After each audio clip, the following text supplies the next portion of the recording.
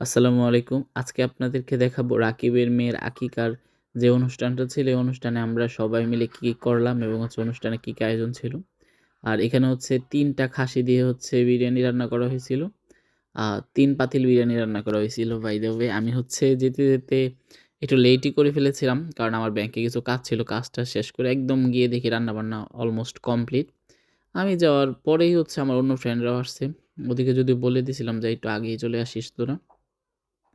আর আমাদের বাসা থেকে রাব্বিও গিয়েছিল। আর বিরিয়ানিটা অনেক বেশি মজা হয়েছিল যেহেতু খাসির বিরিয়ানি। তাছাড়া গ্রামের একজন স্পেশাল বাবুর্চিকে দিয়ে রান্না করা হয়েছে। ওই বাবুর্চির রান্না আপনাদের সাথে এর আগে আমি একবার শেয়ার করেছিলাম। রাকিবের বাবার মৃত্যুবার্ষিকীর সময়। আর আমার বন্ধুটার জন্য সবাই দোয়া করবেন এবং আমাদের আম্মুটার জন্য সবাই দোয়া করবেন যাতে আল্লাহ নেক হায়াত দান করে।